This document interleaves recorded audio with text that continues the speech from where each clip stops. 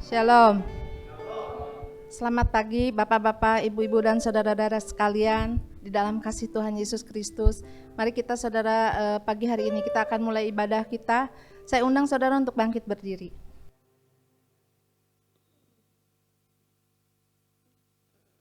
Kita akan bawakan pujian Semusim Berlalu.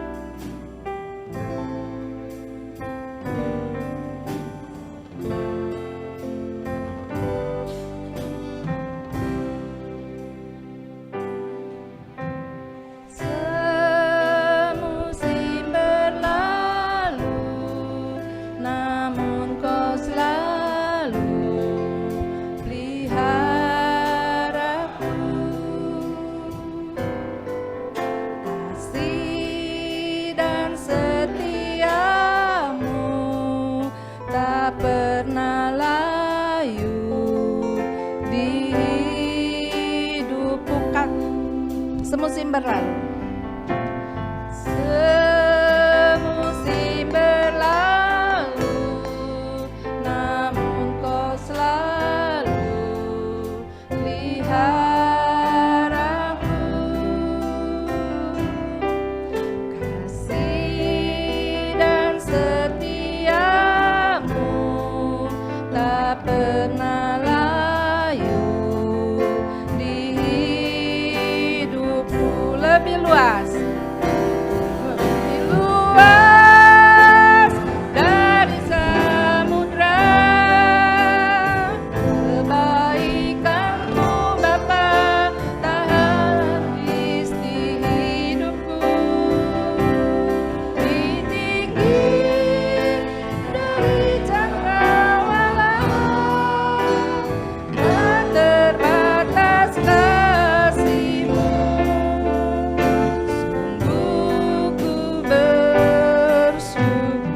Semusim berlalu.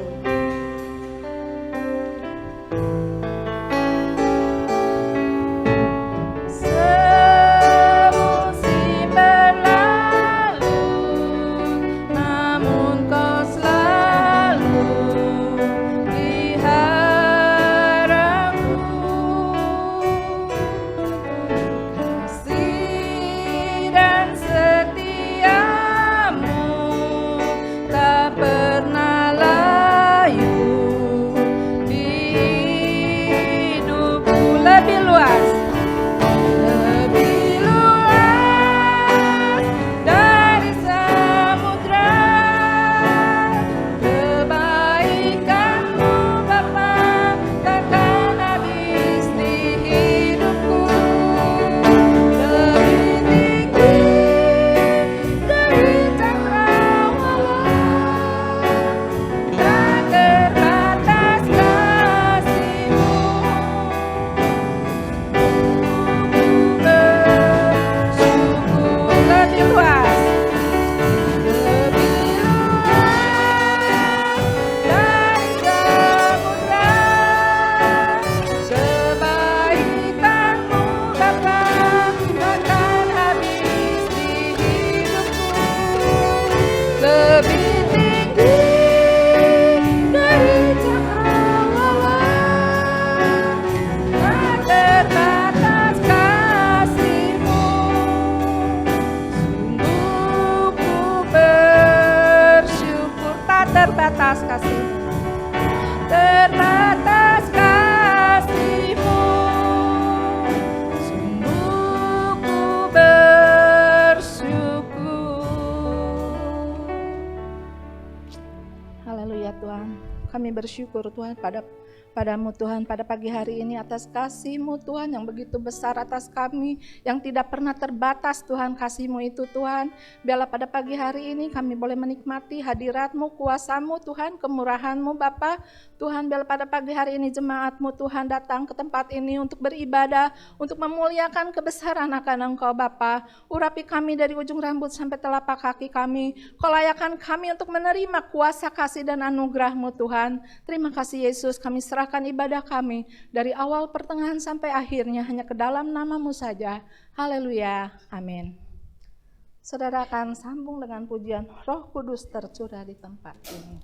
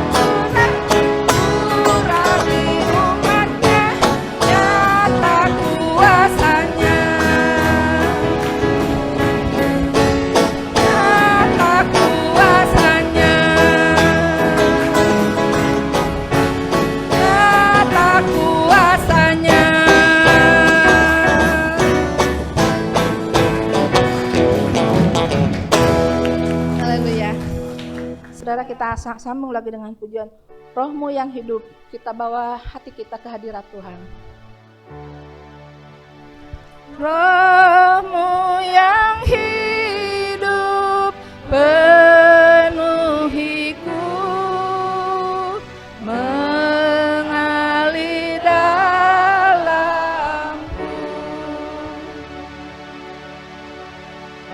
Jiwaku tenang bersamamu dalam naunganmu.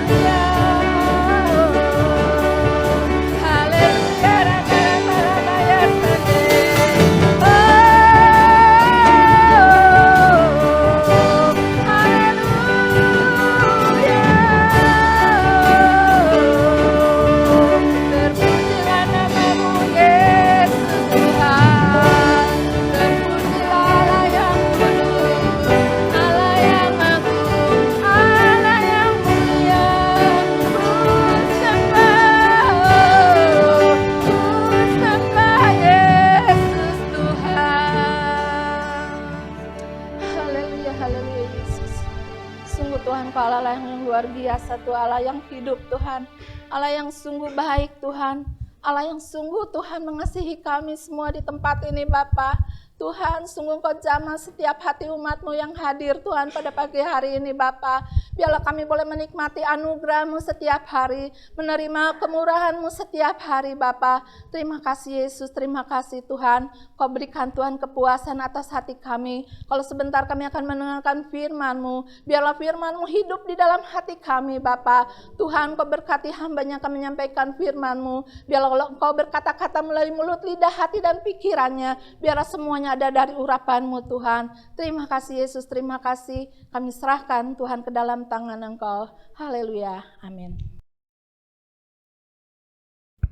Shalom Bapak Ibu Saudara yang dikasihi Tuhan. Mari kita akan bersama-sama merenungkan firman Tuhan.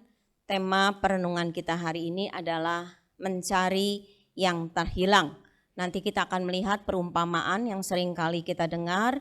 Tetapi mari kita merenungkan kembali tentang kasih Tuhan yang luar biasa di dalam kehidupan kita, bahkan bagi semua umat manusia. Kita akan membaca dari Lukas pasal 15 ayat yang pertama sampai yang ke-7. Nanti Pak Andi, saya mohon membacakannya bagi kita semua. Lukas 15 ayat 1 sampai dengan ke-7. Para pemungut cukai dan orang-orang berdosa biasanya datang kepada Yesus untuk mendengarkan Dia. Maka bersungut-sungutlah orang-orang Farisi dan ahli-ahli Taurat. Katanya, Ia menerima orang-orang berdosa dan makan bersama-sama dengan mereka. Lalu Ia mengatakan perumpamaan ini kepada mereka. Siapakah di antara kamu yang mempunyai 100 ekor domba, dan jikalau ia kehilangan seekor di antaranya, tidak meninggalkan yang 99 ekor di padang gurun dan pergi mencari yang sesat itu sampai ia menemukannya? Dan kalau ia telah menemukannya, ia meletakkannya di atas bahunya dengan gembira. Dan setibanya di rumah, ia memanggil sahabat-sahabat dan tetangga-tetangganya, serta berkata kepada mereka, bersukacitalah bersama-sama dengan aku, sebab dombaku yang hilang itu telah kutemukan. Aku berkata kepadamu, demikian juga akan ada sukacita di surga karena satu orang berdosa yang bertobat, lebih daripada sukacita karena 99 orang benar yang tidak memerlukan pertobatan. Ya, amin, terima kasih. Bapak Ibu Saudara, perumpamaan tentang domba yang hilang ini sebenarnya dilanjutkan juga ya di bawahnya tentang dirham yang hilang, tentang anak yang hilang. Tapi hari ini kita akan fokus tentang perumpamaan domba yang hilang. Sebelum kita akan bersama-sama merenungkan kembali tentang perumpamaan yang Yesus katakan, kita akan melihat latar belakang Yesus memberikan perumpamaan ini. Ya, kita akan melihat di dalam ayat yang ke-1 dan ke-2. Di sini diceritakan ada para pemungut cukai, next, dan juga orang-orang berdosa serta ahli-ahli Taurat dan orang-orang Farisi. Jadi saudara-saudara, ketika sebelum Yesus memberikan perumpamaan ini, ada banyak pemungut cukai dan orang-orang berdosa itu datang kepada Tuhan Yesus, mendengarkan perkataan Tuhan Yesus. Tetapi di situ juga ada orang Farisi dan ahli Taurat. Apakah orang-orang Farisi dan ahli-ahli Taurat ini mendengarkan perkataan Yesus? Ya pasti mereka mendengar, tetapi dengan maksud dan tujuan yang lain.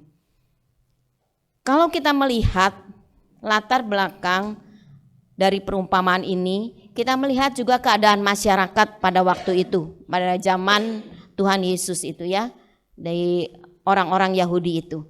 Jadi saudara-saudara, di masyarakat itu ada ras, ada tembok pemisah. Orang-orang Farisi dan ahli-ahli Taurat ini adalah orang-orang Yahudi yang tahu tentang hukum Taurat, melakukan hukum Taurat. Dan mereka sangat membenci para pemungut cukai yang mereka katakan mereka ini adalah antek-antek penjajah. Karena waktu mereka memungut pajak begitu, mereka otomatis menjadi pegawai dari pemerintah pada waktu itu. Dan biasanya para pemungut cukai ini juga ngambil pajak itu dilebihkan untuk diri mereka. Sudah dapat pasti uang dari pemerintah, tapi mereka juga melebihkan ya untuk mereka sendiri. Oleh karena itulah orang-orang Yahudi pada umumnya semuanya juga ahli-ahli Taurat dan orang-orang Farisi ini sangat membenci para pemungut cukai ini. Dan juga mereka membenci yang disebut orang-orang berdosa ya. Para perempuan-perempuan yang tidak benar, katanya dikatakan orang-orang sundal di situ ya. Firman Tuhan yang mengatakan itu Bapak Ibu Saudara. Ya, mereka sangat-sangat membenci orang-orang seperti itu. Tetapi tidak demikian dengan Tuhan Yesus. Tuhan Yesus justru datang ke dalam dunia ini untuk mencari orang-orang yang seperti itu. Tetapi buat orang-orang Yahudi pada waktu itu, terlebih para pemuka-pemuka agama ini, maka lebih baiklah biar mereka itu masuk neraka. Udah ya, daripada mereka itu mempermalukan.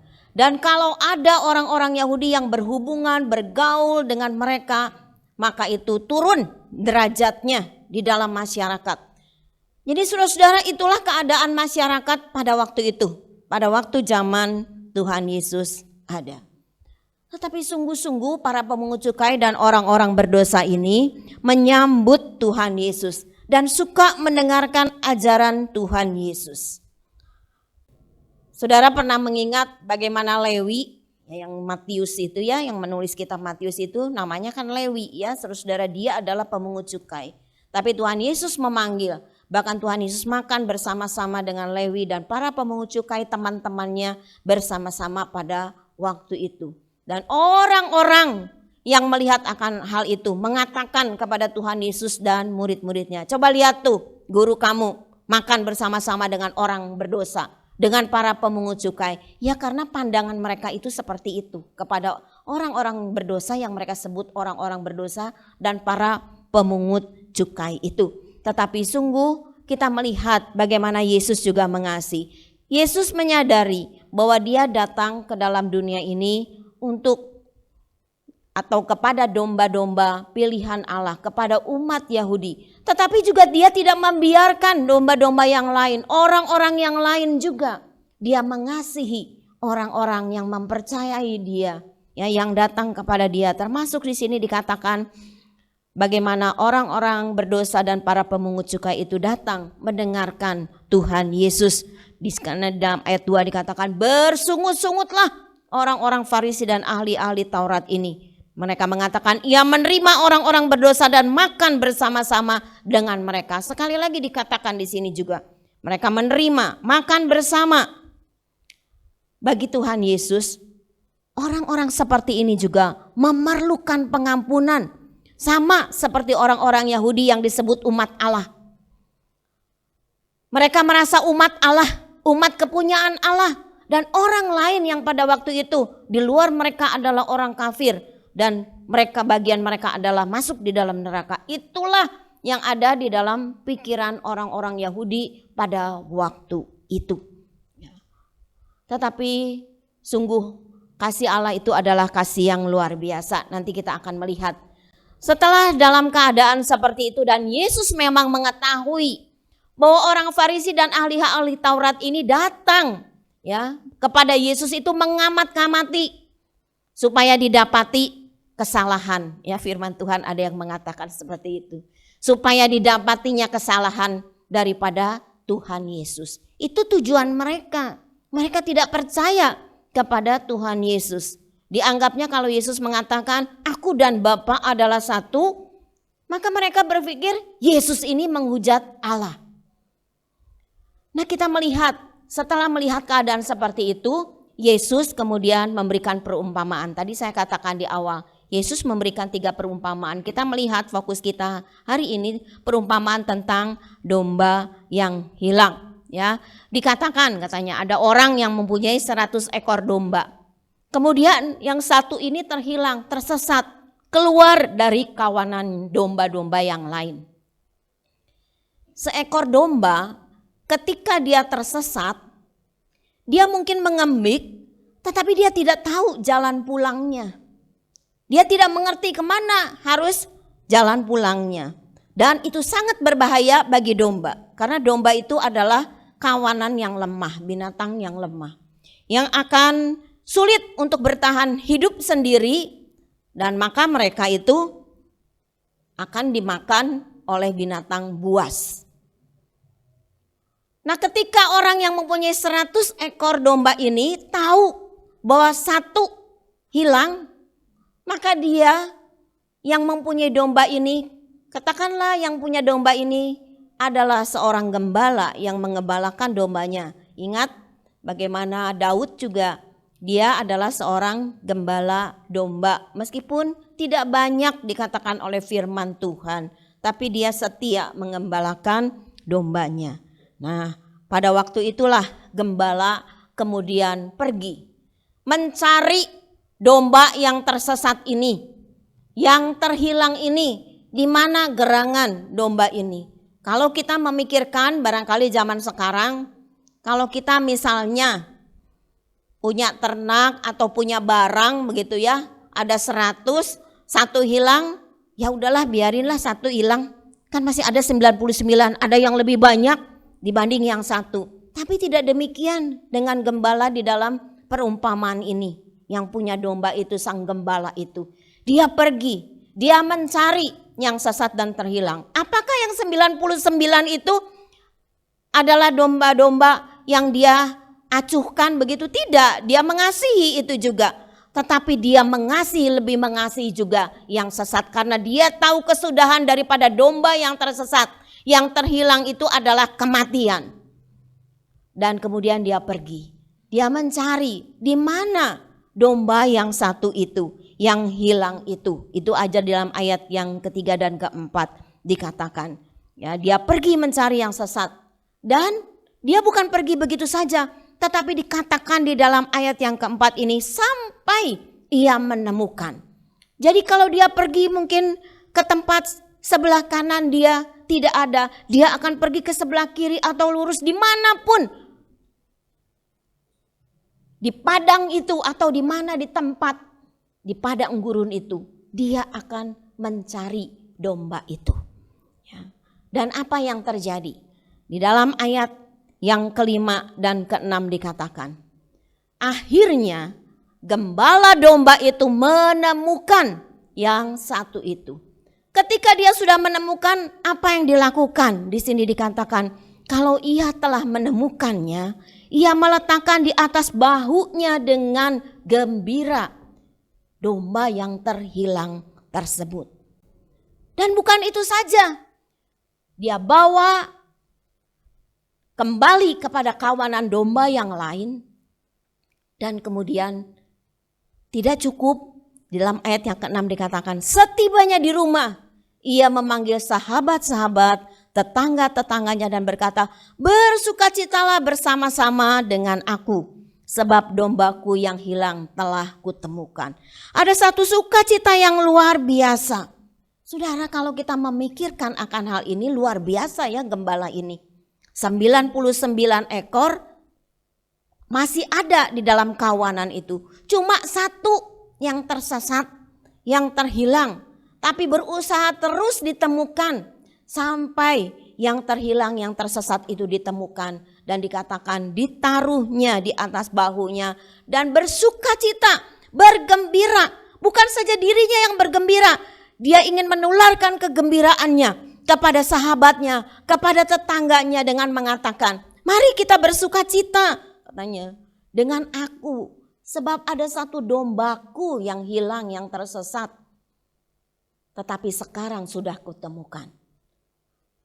Saudara, kita sering mendengarkan perumpamaan ini. Dan saya selalu terkesan karena saya ingat ini adalah pelajaran sekolah minggu ketika saya menjadi murid sekolah minggu yang tidak akan pernah saya lupakan. Dulu kita kalau sekolah minggu suka dikasih gambar-gambar sekolah minggu. Bagaimana Tuhan Yesus ya menggendong, membopong domba yang sesat itu. Dan saya memikirkan terus saudara-saudara. Ketika beberapa lama saya akan mengkhotbahkan ini, saya terus memikirkan tentang hal yang luar biasa yang Tuhan lakukan gitu ya. Karena nanti kita akan melihat Ya, arti perumpamaan gembala itu siapa, yang punya domba itu siapa. Saudara-saudara, sukacitanya bukan untuk dirinya sendiri, dia ingin tularkan kepada orang yang lain. Berarti ada satu hal yang luar biasa ketika orang yang terhilang, yang tersesat itu diketemukan. Saudara, dari perumpamaan ini mencari yang terhilang, ini adalah satu gambaran tentang Allah di dalam Kristus. Mencari orang-orang yang terhilang, orang-orang yang tersesat di belantara dunia ini. Dan siapa orang yang hilang dan tersesat itu? Manusia. Kita semua manusia di dalam dunia ini adalah orang-orang yang terhilang. Kita manusia yang berdosa ini, yang tidak mau lagi mengikuti jalannya Tuhan. Semakin manusia meninggalkan Tuhan, melangkah menurut keinginannya sendiri, semakin dia jauh daripada Tuhan, semakin dia tersesat, semakin dia jahat di dalam kehidupannya karena dia jauh daripada Tuhan. Itulah manusia yang berdosa. Itulah saudara dan saya sebelum kita percaya kepada Yesus dan menerima anugerah Allah yang luar biasa di dalam kehidupan ini. Ketika domba tadi yang bercerita tentang manusia yang berdosa ini terhilang, siapa yang berinisiatif? Domba itu tidak punya inisiatif untuk datang, seperti tadi saya katakan, tidak bisa dia datang lagi kepada kawanannya yang lain, kepada teman-temannya yang lain. Tetapi yang punya inisiatif itu adalah gembala. Yang mempunyai inisiatif itu adalah yang empunya domba itu. Dan dalam hal ini yang mempunyai inisiatif adalah Tuhan. Ketika Tuhan mencari saudara dan saya, memilih kita menjadi anak-anaknya, semuanya adalah inisiatif Tuhan. Bukan karena hebatnya kita, bukan karena saudara punya uang banyak, ya, punya deposito yang banyak, punya banyak segala macam hal yang ada di dalam dunia ini, mungkin kedudukan dan lain sebagainya. Bukan, Bapak Ibu Saudara. Firman Tuhan katakan, kita jangan menyombongkan diri.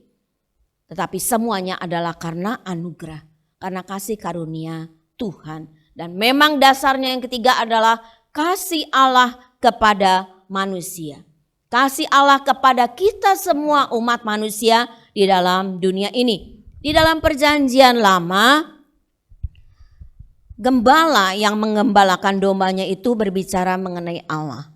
Orang-orang Yahudi tahu, umat Allah tahu bahwa gembala itu adalah Allah, Tuhan, ya, yang mengembalakan mereka sebagai umat atau kawanan dombanya Allah. Kalau saudara membaca di dalam Mazmur 23 dikatakan, Tuhan adalah gembalaku, takkan kekurangan aku, dibaringkannya aku di padang yang berumput hijau, ya. Tuhan adalah gembala kita yang menuntun kita ke air yang tenang. Saudara, domba itu tidak tahu kemana harus minum. Tetapi gembala itu akan menuntun domba itu ke air yang tenang. Bukan air yang beriak. Domba itu gak bisa minum di air seperti itu. Tetapi domba itu dituntun oleh gembala, makanya gembala itu di depan. Domba itu akan menurut gembala itu. Dan di dalam perjanjian lama dikatakan, Tuhan sendiri Allah berkata, aku mengembalakan domba-dombaku, katanya. Yang sakit, yang luka akan ku bebat. Itulah gambaran daripada Allah di dalam kasih-Nya, di dalam perjanjian lama. Bagaimana dia menuntun, memimpin domba-dombanya. Bahkan dikatakan, domba-domba ini terus dipimpin dan dikatakan, kalau domba itu sesat, maka aku akan mencarinya. Kalau domba itu hilang, akan kucari sampai kutemukan. Itu juga ada saudara-saudara. Kalau saudara membaca di dalam kitab Yehezkiel, di situ dikatakan tentang Allah sebagai gembala itu. Dan di dalam Mazmur 23 juga. Dan di dalam perjanjian baru, Yesus mengatakan, ya, di dalam Yohanes 10, akulah gembala yang baik. Gembala yang baik yang rela menyerahkan nyawanya bagi domba-dombanya. Yesus Kristus adalah gembala kita yang agung. Ya, gembala yang mengasihi saudara dan saya. Kita semua ini orang yang hilang, yang tersesat. Hidup kita jahat ketika kita jauh daripada Tuhan. Kita mati secara rohani kita di hadapan Tuhan.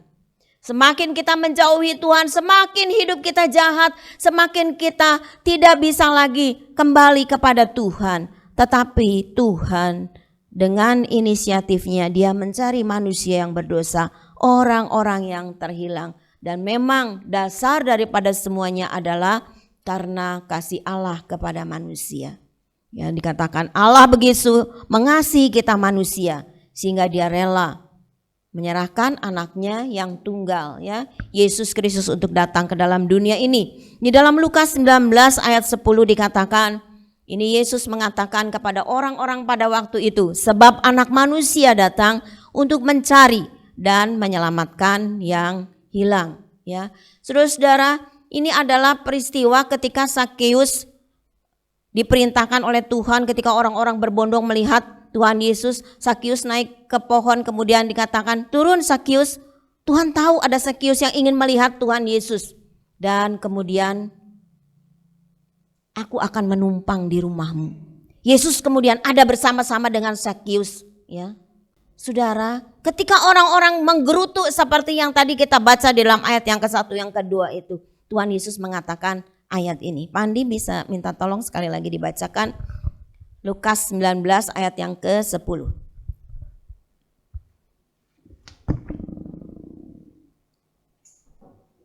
Lukas 19 ayat 10. Sebab anak manusia datang untuk mencari dan menyelamatkan yang hilang. Amin.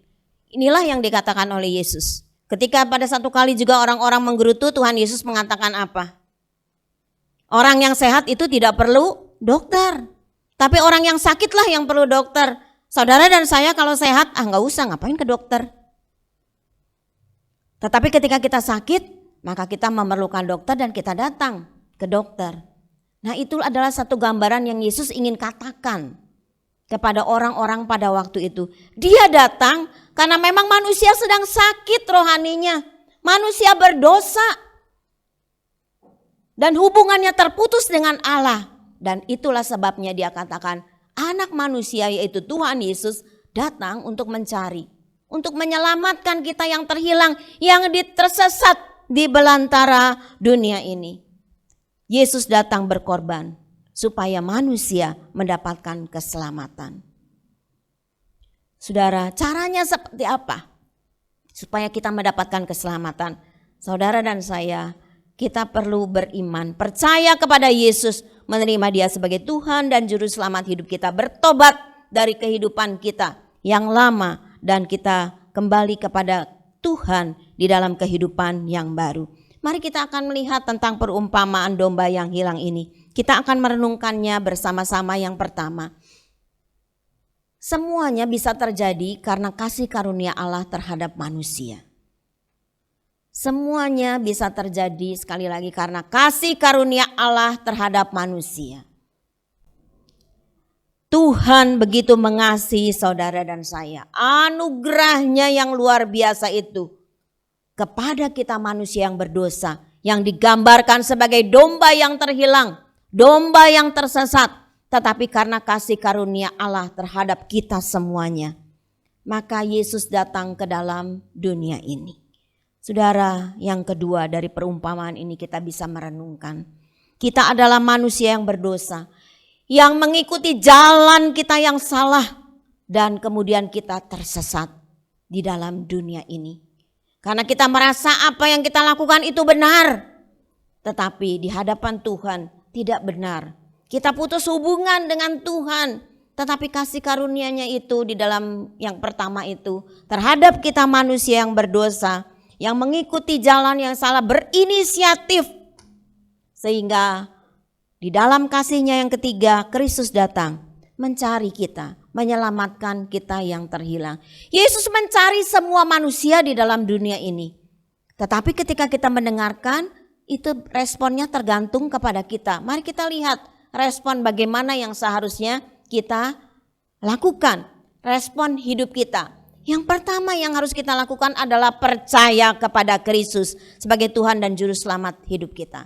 Saudara, percaya itu bukan dulu pada waktu kita percaya pada Yesus pertama kali, kita percaya pada Dia kemudian dibaptis. Tetapi percaya kepada Kristus itu terus di dalam hidup kita. Siapa yang hadir pada hari ini, termasuk saya secara pribadi, yang sedang bimbang, yang sedang goyang percayanya kepada Kristus. Respon hidup kita sebagai domba yang tersesat, yang terhilang, yang sudah ditemukan, yang sudah dibawa kembali oleh Sang Gembala yang baik itu kepada kawanan domba Allah. Maka kita harus percaya terus kepada Tuhan Yesus. Di tengah-tengah situasi dan dunia yang dalam kegelapan ini, dalam kesulitan. Saudara, banyak orang yang sedang bercerita saat-saat ini. Begitu banyaknya kesulitan, tantangan hidup di tengah-tengah pergumulan dunia di masa pandemi ini yang belum berakhir. Dan semua dampaknya kemana-mana. Saudara, pada satu kali saya membaca dari teman saya, bahwa katanya ada gas yang biasa disalurkan itu dari Rusia ya kepada negara-negara di Eropa itu di dalam laut, kedalaman laut, dan itu pipanya itu bukan pipa yang ya tipis begitu. Dan kayaknya tidak mungkin, entah bagaimana itu bisa meledak, bocor pipanya. Tapi di sana saudara, nanti kalau musim dingin ini ada, gimana? Sedangkan belum ada terjadi seperti ini saja, semua orang di sana sudah bingung gimana nih. Ya kalau Rusia itu menyetop gas itu untuk ke semua tempat negara-negara yang biasa mengambil pasokan gas dari Rusia. Nah, keadaan seperti itu. Ya, nggak tahu katanya seperti gimana. Nah saudara, keadaan-keadaan di dunia ini bukan berarti di negara kita aja. Aduh, negara kita susah ya. Banyak ini itu dampaknya pandemi, dampaknya kenaikan BBM, gini gitu segala macam. Mungkin kita memikirkan, melihat berita-berita dan itu membingungkan hidup kita. Tapi hari ini percayalah kepada Gembala yang baik. Ya, kepada Kristus yang datang menyelamatkan hidup kita. Yang berkorban, yang mati di kayu salib, bukan dengan harga yang murah, karena dia mengorbankan nyawanya untuk saudara dan saya. Meskipun dia tidak bisa mati karena dia adalah Allah, dia menyerahkan nyawanya kepada Bapa, tapi dia berkorban. Dia mengalami kesakitan ketika dia harus waktu itu ada di dalam perjalanan menuju salib, menuju Golgota dan mati. Saudara, hari ini kalau kita datang di dalam kesulitan, tantangan, pergumulan, mungkin itu mengenai masalah keluarga kita, masalah sakit kita, masalah keuangan kita, masalah-masalah apapun yang sedang dihadapi. Anak-anak yang sedang sekolah, studi, anak-anak kita, cucu-cucu kita, mereka juga mengalami masalah-masalah di dalam kehidupannya. Percayalah terus kepada Gembala yang baik. Gembala yang mencari yang terhilang itu. Percaya kepada Kristus di dalam kehidupan kita. Ya. Manusia mungkin tidak bisa menolong. Saya, Bapak Gembala, mungkin tidak bisa menolong Bapak Ibu Saudara. Kami bisa mendoakan. Kami mungkin tidak bisa memberi apa-apa selain mendoakan kepada Bapak Ibu Saudara semuanya dalam pimpinan penyertaan Tuhan. Tetapi Sang Gembala Agung itu yang rela menyerahkan nyawanya buat kita. Percayakan hidup kita kepada Dia. Dia yang akan merawat kita. Dia yang akan membebat kita ketika kita terluka. Dia yang akan mencukupkan segala kebutuhan kita. Dan hal yang kedua, mari kita bersyukur untuk kasih Kristus tersebut. Saya merenungkan perumpamaan ini, saya merenungkan ini ketika saya mempersiapkan dan saya berkata terus kepada Tuhan setiap hari ketika saya merenungkan firman ini, Tuhan terima kasih, bersyukur kepada Tuhan. Saya orang yang berdosa, kami semua manusia di dalam dunia ini orang yang berdosa, tapi Engkau dengan inisiatifmu mencari aku Tuhan. Dan dengan kasih-Nya Engkau rela berkorban. Dan apa yang harus kita lakukan, respon kita saudara? Selain kita percaya kepada Dia, mempercayakan hidup ini kepada Dia, mari kita bersyukur setiap waktu. di dalam hidup kita. Kalau kita dalam keadaan enak, senang, sehat, kita mungkin gampang bersyukur. Tapi kalau lagi dalam keadaan sakit, berkekurangan, ada masalah dalam hidup kita, apakah kita bilang, Tuhan, saya nggak percaya lagi kepada Engkau. Katanya Engkau gembala yang baik. Kok saya mengalami masalah-masalah di dalam hidup saya? Saudara, mari bersyukur ketika keadaan tidak baik sekalipun di dalam kehidupan kita. Ada berkat dari ucapan syukur. Ya, Tuhan senang melihat kita mengucap syukur, dan pada waktunya kita percayakan hidup kita, dan kita akan melihat karya Tuhan terjadi di dalam kehidupan kita. Yang ketiga, saudara, respon kita.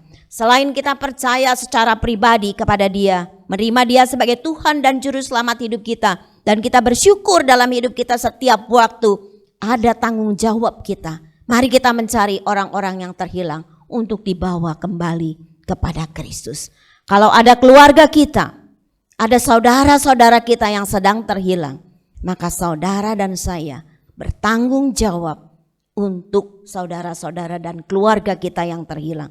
Kalau ada teman-teman kita, lingkungan di sekitar kita, mereka sedang tersesat, berjalan di dalam jalannya sendiri, mereka menjauh daripada Allah, saudara dan saya mempunyai tugas untuk membawa kembali yang tersesat dan terhilang itu kepada Kristus. Keselamatan bukan milik kita pribadi saja, tetapi biarlah keselamatan itu juga menjadi bagian dari mereka yang tersesat dan terhilang di dalam dunia yang gelap ini. Saudara-saudara, mari kita akan mengakhiri firman Tuhan dengan kesimpulan. Yang pertama, Allah di dalam anugerahnya memberikan Kristus untuk mencari dan menyelamatkan manusia yang terhilang. Inilah anugerah Allah yang luar biasa. Yang kedua, mari kita selalu percaya kepada Dia dalam setiap perjalanan kehidupan kita. Dan kita selalu bersyukur untuk kasih Allah di dalam Kristus yang berinisiatif mencari manusia berdosa. Yang terakhir, yang ketiga, lihat di sekitar kita. Cari dan bawalah mereka yang terhilang kepada Kristus. Kita bisa menunaikan tugas kita, tanggung jawab kita kepada Allah. Tetapi kalau orang itu tidak mau dan mengeraskan hati, itu adalah tanggung jawab masing-masing pribadi di hadapan Allah. Tetapi kita, tanggung jawab kita, bagian yang harus kita lakukan, mendoakan, membawa, menarik orang-orang di sekitar kita, keluarga kita, siapapun yang sedang tersesat, yang sedang terhilang, supaya mereka kembali kepada Kristus dan dibawa kepada Kristus. Amin. Tuhan memberkati. Bapa Surgawi, kami bersyukur kepadamu, Engkau sudah menyertai ibadah kami dari permulaan sampai dengan selesainya. Tuhan sudah memakai anak-anak-Mu ya Tuhan yang sudah melayani. Tuhan pakai kami ya Tuhan semakin indah bersama dengan Kristus Yesus, selalu memuliakan dan membesarkan nama-Mu. Tuhan, kami juga berdoa untuk semua jemaat-Mu satu persatu, rumah tangga demi rumah tangga, yang bekerja, yang berusaha, yang berdagang, Tuhan limpahkan berkat-Mu. Mungkin ada di antara jemaat Tuhan juga yang saat ini sedang sakit. Tuhan, kiranya Engkau sendiri yang menjamah, memberikan kesembuhan dan pemulihan. Yang mempunyai masalah persoalan Tuhan, kiranya Engkau membukakan jalan keluarnya. Dan sekalipun kami ada di dalam kekurangan secara finansial, Tuhan Maha Tahu dan Engkau akan memberkati kehidupan kami semua. Terima kasih ya Bapa, terima kasih ya Tuhan. Anak-anak kami juga yang mengikuti studi, Tuhan juga memberkati mereka supaya mereka berhasil. Dan yang sudah meniti karir, Tuhan juga menolong dalam pekerjaannya. Sehingga semuanya ya Tuhan, apa yang mereka kerjakan diberkati oleh Tuhan.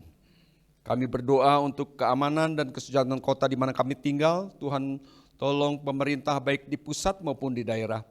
Sehingga mereka dapat diberikan hikmat kebijaksanaan daripada Tuhan untuk mengatasi setiap masalah yang terjadi di negara kami ya Bapa. Terima kasih ya Tuhan, terima kasih ya Bapa. Sebentar sidang-Mu ya Tuhan akan meninggalkan tempat ini untuk pulang. Engkau akan menyertai di dalam perjalanan. Tibakan kami satu persatu, baik yang jauh maupun yang dekat.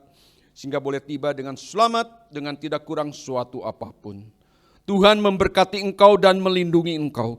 Tuhan menyinari engkau dengan wajahnya dan memberi engkau kasih karunia. Tuhan menghadapkan wajahnya kepadamu dan memberi engkau damai sejahtera. Mari Bapak Ibu sekalian terimalah berkat daripada Allah Bapa, cinta kasih daripada Tuhan Yesus yang tak berkesudahan, beserta persekutuan yang manis dari Allah Roh Kudus akan menyertai kita semua mulai saat hari ini bahkan sampai Maranatha. Bagi yang percaya katakan bersama, amin. Mari kita nyanyikan lagi, Tuhan itulah gembalaku.